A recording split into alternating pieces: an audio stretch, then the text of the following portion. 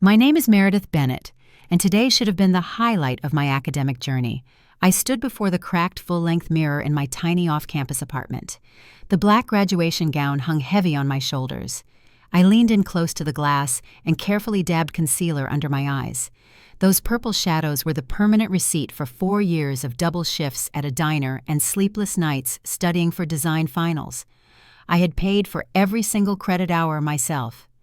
I checked my phone for the 10th time that morning. The screen remained dark. I was not asking for a parade. I just wanted a single message from my mother, Deborah, saying she was on her way. I wanted to know that my family would be sitting in the auditorium when they called my name. I wanted to believe that for one morning I was the priority. The phone finally buzzed against the bathroom counter. My heart jumped into my throat. I swiped the screen open with trembling fingers. It was a text from Deborah. The message read, "We are running behind with the food prep. Since you are already out, pick up 3 bags of ice on your way back from the school. Brody says the beer is getting warm." I stared at the glowing letters until they blurred. There was no congratulations. There was no mention of the ceremony starting in 45 minutes. There was only a demand for ice. My stomach twisted into a cold knot. They were not coming. I knew exactly where they were. They were in the backyard of our family home throwing a barbecue. It was not a graduation party for me. It was a celebration for my younger brother, Brody. The unemployed 26-year-old had purchased a brand new motorcycle yesterday, using money he had charmed out of our mother. That was the big event of the weekend. My college degree was just an inconvenience that required a detour for frozen water. I did not reply. I grabbed my cap and walked out the door. The drive to the university felt mechanical. I parked the car and walked toward the stadium. The air was thick with the sound of laughter and camera shutters. Families huddled together holding giant bouquets of roses and handmade signs that said, "We love you." Fathers were adjusting the ties of their sons. Mothers were crying while hugging their daughters. I found my place in the line of graduates. I kept my head down. I scanned the bleachers frantically. I tried to find a reason to believe they were just late. Maybe traffic was bad. Maybe they were parking. But as the dean began his opening speech, my eyes found the section assigned to the families of design students. There were 4 empty seats in the 3rd row. They looked like missing teeth in a perfect smile. Everyone else had a cheering squad. I had a text message asking for ice and a silence that screamed louder than the applause. The ceremony ended and the crowd dispersed into happy clusters of families. I stood alone, clutching my diploma like a shield against the joyous noise. I decided to treat myself to a large vanilla latte and purchase the official graduation portrait package from the vendor tent. It was a small reward for surviving 4 years of academic purgatory. I approached the counter and handed over my debit card. It was a card linked to a joint account I had opened years ago to transfer emergency funds to Deborah. The cashier swiped the plastic. A harsh beep cut through the chatter. She frowned and tried again. The machine flashed a red error light. Transaction declined. My face burned with sudden humiliation. I mumbled a quiet apology and stepped aside to open my banking app on my phone. I had deposited $1,200 just last week to cover my final month of rent and my living expenses while I looked for a job. The screen loaded. The balance read $0.00. I stared at the number in disbelief. I scrolled down to the transaction history. A single withdrawal had cleared at 9 in the morning. The memo line read Brody Bike Party Supplies. I felt the air leave my lungs. My mother had not just skipped my graduation. She had funded her absence with my money. She had stolen my rent to buy beer and decorations for the golden child. I was standing in the middle of a university campus with a piece of paper that said I was educated and a bank account that said I was a fool. My phone buzzed with a notification from Facebook. My aunt had just tagged Deborah in a photo. I tapped it open. There they were. My mother was standing by the smoking grill, holding a spatula like a scepter. Brody was straddling a shiny black motorcycle with a beer in his hand. They were throwing their heads back in laughter. They looked happy. They looked relieved. They were relieved because the burden of pretending to care about me was miles away. Something inside me snapped. It was not a loud crack. It was the quiet sound of a tether finally breaking. I was done being the bank. I was done being the afterthought. I did not drive to the convenience store to buy 3 bags of ice. I did not drive to the family house to demand an explanation. I drove straight to my rented apartment. I moved with the cold efficiency of a soldier breaking camp. I threw my clothes into heavy garbage bags. I packed my laptop and my birth certificate. I cleared my shelves of the few personal items I owned. I left my apartment key on the scratched kitchen counter with a brief note for the landlord. I did not leave a note for Deborah. I did not send a text. I got into my car and locked the doors. The gas tank was full. I entered an address into my GPS. Jessica Torres, San Francisco, California. I turned the ignition. The engine roared to life. I merged onto the highway as the sun began to set over Boston. I was not running away. I was walking out of a theater in the middle of a terrible movie. I was never coming back. The movies make leaving town look like a liberation anthem. My reality was a 3,000-mile endurance test fueled by panic and stale bagels. I slept in rest stops curled in the back seat to save money on motels. I washed my face in gas station bathrooms where the fluorescent lights hummed like trapped flies. Every time I bought gas, I watched my meager cash savings dwindle. I counted every penny because my bank account was still a barren wasteland thanks to the unauthorized withdrawal my mother had made for the party. San Francisco greeted me with heavy fog and a cost of living that made my chest tight. There was no Golden Gate opening to a luxury penthouse. There was just Jessica and her tiny studio apartment in the Mission District. I became a permanent fixture on her hardwood floor. I slept on a thin yoga mat wedged between her second-hand couch and a stack of art books. My suitcase was my dresser. My car was my storage unit. I felt like a squatter in a city that was designed for millionaires. The tech boom was happening all around me, but I was stuck on the outside looking in. I sent out 50 resumes a week. I applied to every junior designer role within a 50-mile radius. The response was a crushing silence. My inbox remained empty while my stomach growled. I had to survive, so I took a graveyard shift at a 24-hour diner near the wharf. I spent my nights serving eggs to drunk tourists and wiping grease off vinyl seats. I smelled like old fryer oil and cheap syrup. I spent my days chugging lukewarm coffee and changing into my one good blazer for interviews that led nowhere. I was exhausted. I was running on fumes and desperation. The ghost of Boston refused to stay behind. My phone became a source of constant anxiety. It lit up day and night with missed calls from Deborah. She was not calling to apologize. She was not calling to ask if I had made it across the country alive. She was calling because her servant was missing. I finally let one ring through to voicemail and listened to it in the cramped break room of the diner. Her voice was sharp enough to cut glass. "Meredith, where the hell are you? The electric bill is due on Tuesday, and the login is not working. You know Brody needs help with his insurance payments right now. You are so selfish. How could you just disappear when your family needs support? You are completely irresponsible." I deleted the message. She did not care that I was essentially homeless. She cared that the utility bill was unpaid. The audacity fueled me more than the caffeine. I tied my apron tighter and went back to the floor to earn the money she could no longer steal. The breakthrough did not come with fireworks. It came in the form of a generic offer letter attached to an email. A small startup called Urban Flow wanted to hire me as a junior graphic designer. The salary was $55,000 a year. In San Francisco, that was barely enough to stay above the poverty line, but to me it felt like a fortune. I quit the diner immediately. I used my first paycheck to secure a lease on a studio apartment in the Tenderloin district. It was only 300 square feet, and the view was a brick wall, but it was mine. I bought a mattress and a second-hand desk. For the first time in 6 months, I unpacked my suitcase. I was just starting to feel the ground settle beneath my feet when my phone vibrated on my new desk.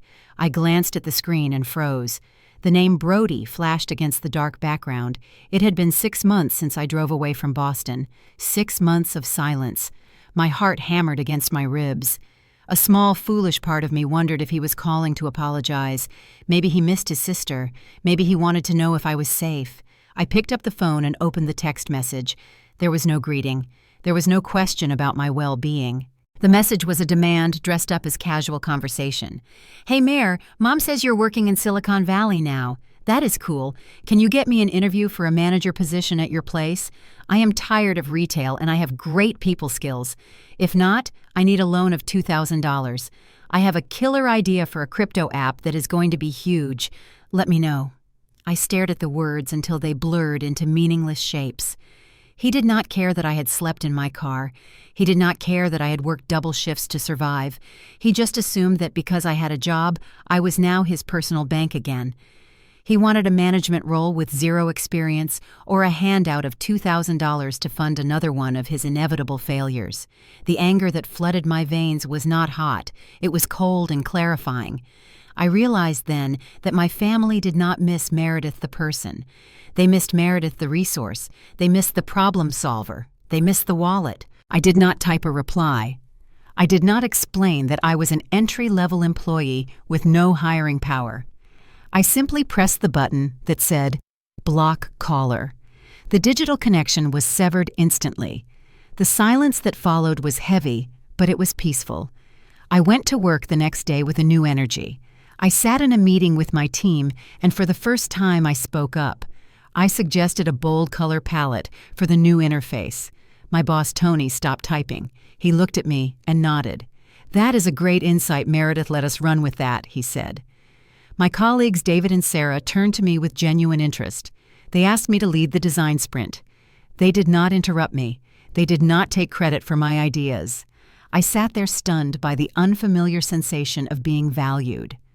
I was not a ghost here. I was not a servant. I was a respected professional. I walked home that evening through the fog and realized I was finally building a life that actually belonged to me. The call that shattered my fragile peace came on a Tuesday afternoon. I was reviewing a layout for a new client when my cell phone vibrated. The caller identification showed an unknown number. I answered with my professional voice, expecting a recruiter or a vendor. "Is this Meredith Bennett?" the voice on the other end asked. It was harsh and impatient. "Yes, this is she. This is Global Recovery Services. We are attempting to collect a debt of $15,400 on your Platinum Onyx card. This account is 90 days past due, and we are preparing to file a lawsuit." I nearly dropped my stylus. I forced a laugh that sounded brittle in the quiet office. "You have the wrong person. I do not have a Platinum Onyx card. My credit limit is $500. The agent recited my Social Security number back to me. He recited my old address in Boston. He told me the account was opened 18 months ago. I hung up the phone and immediately logged into a credit monitoring site. My hands were shaking so hard I mistyped my password twice. When the report finally loaded, the screen was a sea of red flags. There it was. A credit card opened in my name the year before I graduated. I clicked on the transaction history. The list was a diary of my brother Brody's life. There were charges for online gambling. There were tabs at sports bars in downtown Boston. There were purchases at a motorcycle accessory shop. There was even a charge for a VIP table at a nightclub on the exact date of his birthday. The realization hit me like a physical blow to the gut. My mother, Deborah, had used my Social Security number to open a line of credit. She had forged my signature. She had handed my financial identity to Brody like a toy so he could play rich man while I was scrubbing tables to pay for textbooks. This was not a misunderstanding. This was not a family dispute. This was identity theft. It was a federal crime. I was printing the statements with trembling hands when my phone rang again. I snatched it up, ready to scream at the debt collector or threaten my mother with prison. "Meredith." It was a soft, elderly voice. It was Arthur Thompson, my grandmother Eleanor's attorney. "Mr. Thompson," I breathed out. "Is everything okay?" "I am afraid not, Meredith," he said gently. "Your grandmother passed away peacefully this morning. She went in her sleep." The rage that had been boiling in my veins instantly froze into a heavy lump of ice. Tears pricked my eyes, but they were not just tears of sorrow. A strange wave of relief washed over me. Grandma was gone. She was finally safe. She was free from Deborah's manipulation. She would never have to listen to another lie or watch her money disappear into Brody's pockets again. I wiped my face. "I have to come home," I said. "Yes, Meredith. The funeral is on Friday." I hung up the phone. I looked at the stack of credit card statements on my desk. I was going back to Boston. I was going to bury the only person who had ever loved me. And then I was going to bury the people who had stolen my life. I arrived at the law office of Thompson and Associates an hour before the viewing was scheduled to begin. The mahogany desk felt like a barricade between me and the truth. Mr. Thompson looked older than I remembered. He adjusted his glasses and slid a thick manila folder across the polished wood surface. He did not look me in the eye. "Your grandmother left you a specific education trust, Meredith," he said softly. "It was established when you were 12 years old. The principal amount was $50,000 intended to cover your tuition and your start in life after graduation." I opened the folder. The balance at the bottom of the page read $12.50. My hands flew to the transaction history. Since I was a minor when the fund was created, Deborah was named as the trustee. The document was a roadmap of systematic theft. I saw a withdrawal for $6,000 labeled Meredith Medical Emergency. I traced the date with my finger. It was the same week Brody totaled his first car and needed to pay off the other driver to avoid a lawsuit. I saw another withdrawal for $4,000 labeled Meredith Senior Trip. I never went on a senior trip. That was the week Brody and his friends went to Miami for spring break. My mother had drained my future to fund her golden child's mistakes and luxuries. She had used my name to justify her embezzlement. Mr. Thompson cleared his throat. The sound was thick with discomfort. "There is one more thing, Meredith. Your grandmother wrote a letter to be attached to her will. She wanted me to explain why she was absent from your graduation." My heart hammered against my ribs. "Why?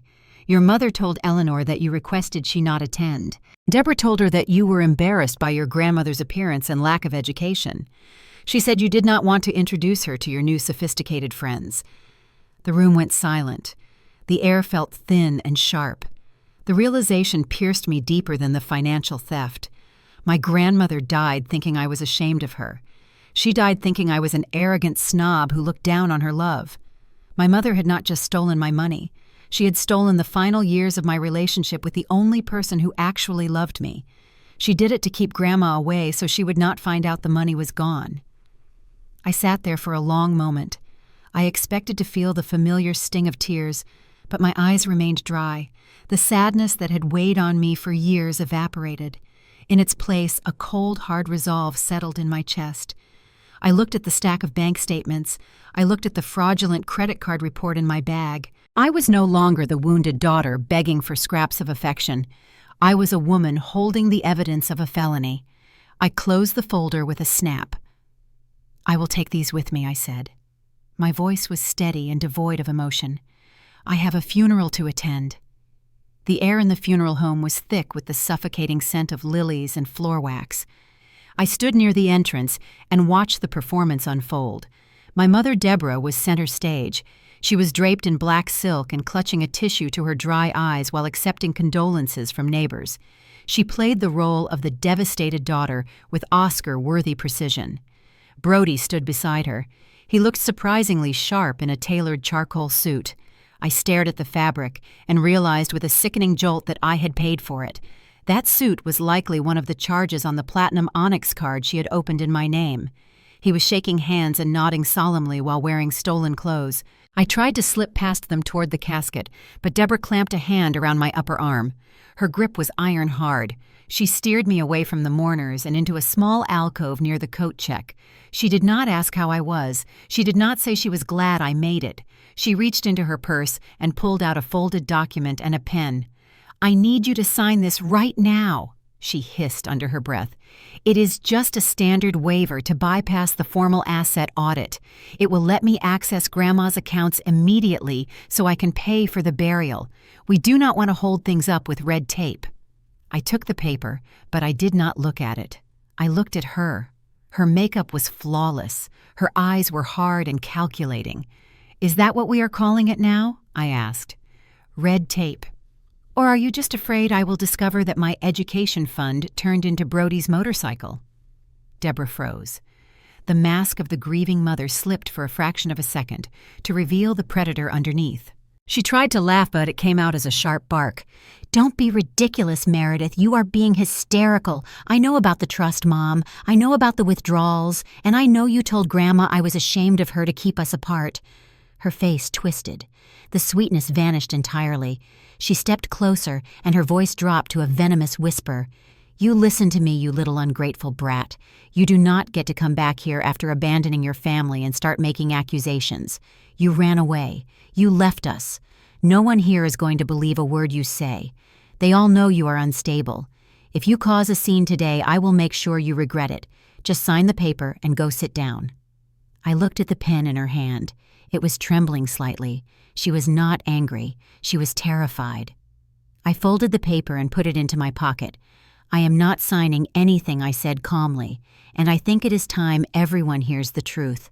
The reception was held in my grandmother's living room, where the air was thick with the smell of stale coffee and hypocrisy. Relatives stood in clusters holding paper plates and nodding sympathetically as Deborah spun her web. She was telling my aunt how difficult the past year had been and how she had sacrificed everything to keep the family afloat. I watched them swallow her lies along with the cheap potato salad. The large flat-screen television in the corner was playing a silent loop of blurry family photos. It was the perfect stage. I walked over to the media console with my phone in my hand. My pulse was a steady drumbeat in my ears. I disconnected the existing cable and plugged in my own device. The screen flickered black for a second. The chatter in the room died down as the bright light of the display caught their attention. I did not say a word. I simply swiped to the first image. The screen split into two distinct halves. On the left was a photo of me standing on the empty graduation stage in my cap and gown. The timestamp in the corner read 10 o'clock in the morning. On the right was the Facebook photo of Deborah and Brody laughing at the barbecue with beer in their hands. The timestamp read 5 minutes past 10 o'clock in the morning. The visual proof of their choice was undeniable. I swiped again. The second slide was a high-definition scan of the credit report I had printed yesterday. I had highlighted the transaction list for the Platinum Onyx card that bore my Social Security number. The charges were large and specific. The Viper Room nightclub, GameStop, the Harley-Davidson accessory shop. The total debt was displayed in bold red font, $15,400. I swiped to the final image. It was the scanned letter from Mr. Thompson. The highlighted text was legible even from the back of the room. It detailed the systematic withdrawal of the $50,000 education trust. It also highlighted the lie Deborah had told Grandma about me being ashamed of her. The silence in the room was heavy enough to crush bones. I turned to face the crowd. I am sorry to ruin the mood, I said. My voice rang out clear and cold. But I think Grandma Eleanor would want you to know where her money actually went. It did not go to nurture me. It went to feed Brody's laziness and my mother's vanity. The room erupted. My aunt gasped and dropped her plastic cup onto the carpet. Brody turned the color of old ash. Deborah stood frozen near the fireplace. Her mouth opened and closed, but no sound came out. I reached into my bag and pulled out a thick packet of papers. I held it up for everyone to see. This is a completed police report for identity theft and credit card fraud, I said. I looked directly at Deborah. You have 24 hours to return the $15,000 plus the $50,000 you stole from the trust. If the money is not in my account by tomorrow noon, I will walk this file into the police station and hand it to a detective. I walked out of that house without looking back. I left the chaos and the shouting behind me like a bad dream.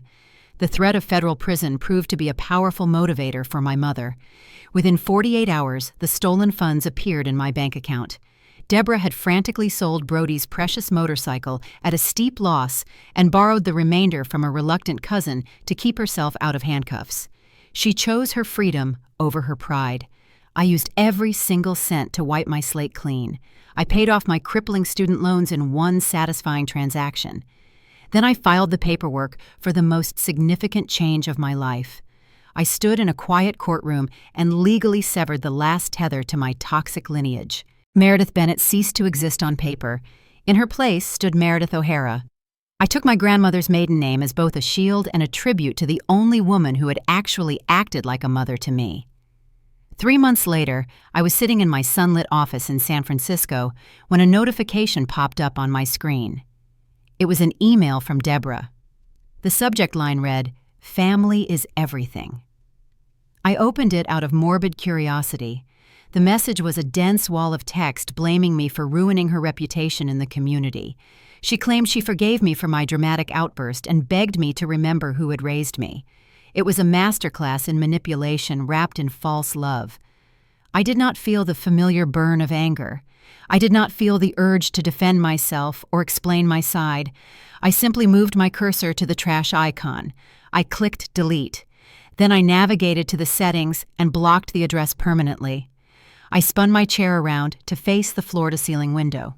The sky over the city was a brilliant, unblemished blue. The air in my lungs felt lighter than it ever had before. I was finally free. We are often taught that family is a bond that must be preserved at all costs, but true family is built on mutual respect, not just shared DNA.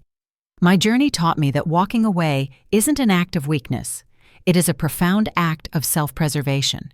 You cannot heal in the same environment that broke you. By setting boundaries and refusing to accept less than I deserved, I didn't just lose a toxic family, I found myself. Your worth is not defined by those who fail to see it. Sometimes the bravest thing you can do is disappear and rewrite your own story.